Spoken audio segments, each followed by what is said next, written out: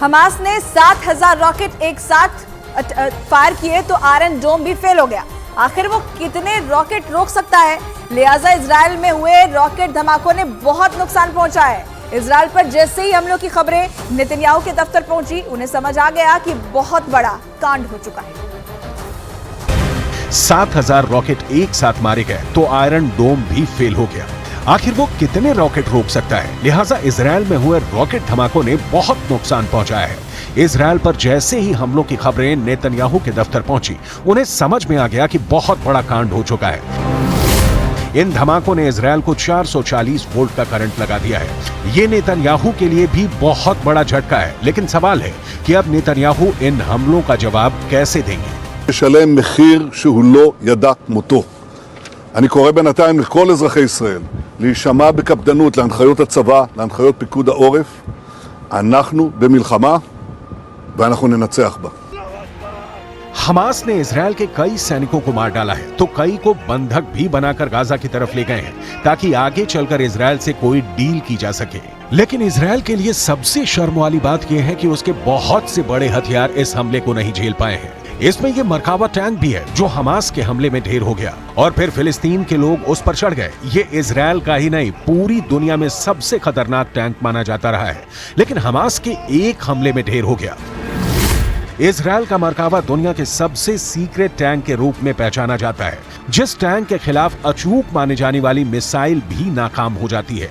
यह ऐसा टैंक है जिसे लेकर इजराइल ने फैसला किया है कि वो इसे कभी किसी देश को नहीं बेचेगा। जिस जलते हुए टैंक की तस्वीरें पूरी दुनिया देख रही है, उसी मरकावा टैंक को लेकर बहुत सी बातें हैं जो आज भी इजराइल की डिफेंस इंडस्ट्री के अंदर ही सीक्रेट बनी हुई हैं।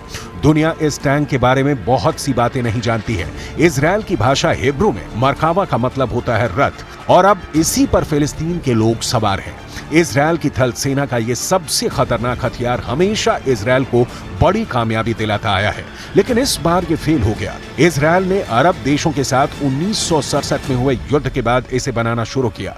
1973 के युद्ध के बाद इसके डिजाइन में और बदलाव किए गए। 1970 के दशक में बना मरकावा 80 के दशक से ही इजराइल का मेन बैटल टैंक बना हुआ है। ये 65 टन का टैंक है। इसकी गन 120 मिलीमीटर की है। इससे एंटी टैंक मिसाइल भी फायर की जा सकती है। 1500 हॉर्स पावर वाले इंजन से ये 65 किलोमीटर प्रति घंटे की रफ्तार तक दौड़ सकता है। लेकिन जब हमास ने हमला किया तो ये टैंक जहां था वहीं खड़ा रह गया। दूसरे टैंकों की तरह इस टैंक का इंजन पीछे नहीं आगे होता है ताकि दुश्मन के हमले के वक्त इस टैंक में बैठे सैनिक सुरक्षित रहें। लेकिन हमास के हमले के बाद इस टैंक से इजरायली सैनिकों को मुर्दा हालत में बाहर निकाला गया। वो तस्वीरें आपको विचलित कर सकती हैं, इसलिए उसे शामिल नहीं किया गया है। ये एक इन्फेंट्री फाइटिंग व्हीकल के तौर पर भी काम करता है, लेकिन इस टैंक को बचाने वाला बड़ा सिस्टम आयरन डोम की तरह ही नाकाम साबित हुआ। इजराइल के इस टैंक में अमेरिका के एब्रम्स टैंक वाली कई तकनीक जोड़ी गई है ताकि ये दुश्मन के अटैक से बच सके।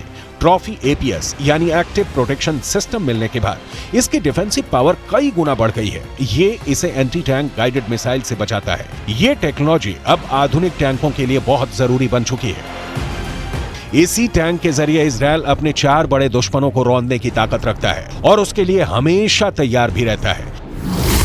इजराइल का पहला दुश्मन है फिलिस्तीन और उसके लड़ाके ग्रुप जैसे हमास, दूसरा है लेबनान और हिजबुल्लाह मिलिशिया, तीसरा है सीरिया और चौथा है ईरान, जिसे इजराइल अपने लिए सबसे बड़ा खतरा मानता है।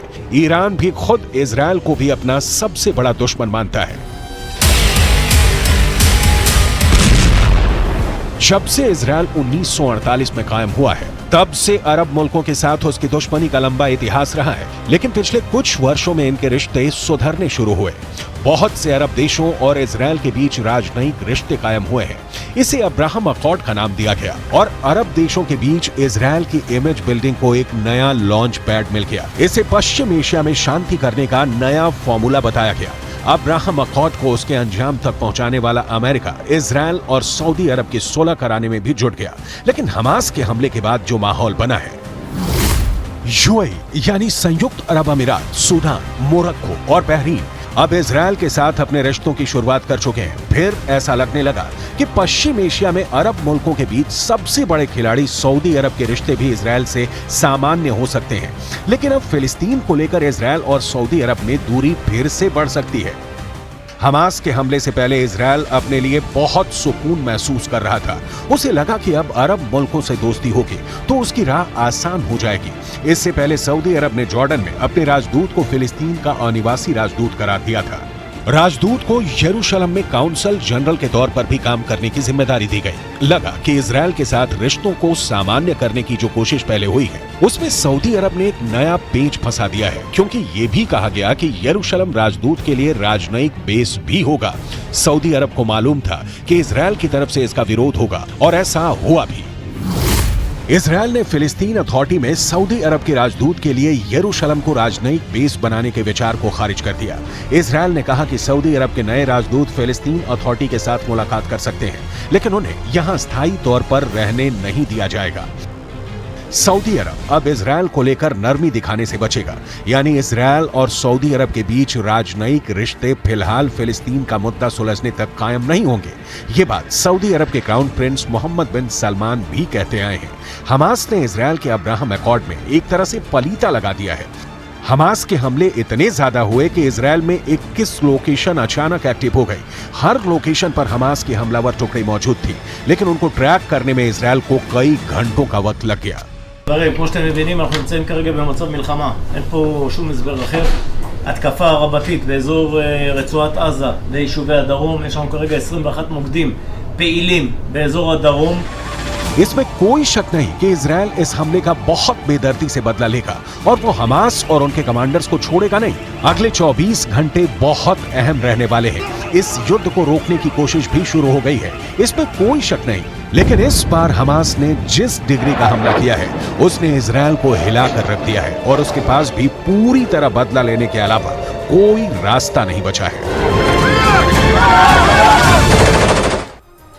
हमास और इजरायल के बीच जंग की नई तस्वीर सामने आई है। हमास के हमले के बाद इजरायल में वहां के सुरक्षा बल फौरन एक्शन में आ गए थे। नई तस्वीर इजरायल के ओफाकीम शहर की है, जहां इजरायल की सिक्योरिटी फोर्स हमास के आतंकियों से जंग आमने सामने की लड़ रही थी। तस्वीरें देखिए, इजरायल और हमास के बीच जब जंग की शुरुआत हुई तो जंग का ये नया वीडियो भी आया है, जहां पर इजरायल की सिक्योरिटी फोर्स हमास के आतंकियों से सीधी जंग लड़ती हुई दिखाई दे रही है। आमने सामने की जंग यहां पर हो रही है। इजरायल और हमास के बीच जंग की शुरुआत हो चुकी है और इसमें कई लोगों के मारे जाने की भी जानकारी है। इजरायल पर फिलिस्तीनी चरमपंथी गुट हमास की ओर से रॉकेट से किए गए हमले में 300 से ज्यादा लोगों की मौत हो गई। हमास ने तेल अवीव और उसके पास के शहरों में यह हमला किया। अब आपको मैप के जरिए समझाते हैं कि ये हमला आखिर कहां किया गया, ये अटैक किन शहरों के ऊपर हुआ। एक एक करके आपको मैप के जरिए बताते हैं। देखिए, सबसे पहले आपको बता दें कि यहाँ पर तेल अवीव, इसके अलावा अश्कलोन और यहाँ पर बीरशेबा, ये इजराइल के वो शहर है जहां पर अटैक किया गया और 7000 से ज्यादा रॉकेट्स यहां पर अचानक से दाग दिए गए। इजराइल इसके लिए तैयार बिल्कुल नहीं था। यहां पर सवाल इसलिए भी उठे कि क्या उनकी खुफिया एजेंसी को इसकी कोई जानकारी नहीं थी। उनका आयरन डोम यहां पर फेल हो गया। लेकिन ये प्रमुख शहर है इजराइल के तस्वीरों में। यहां पर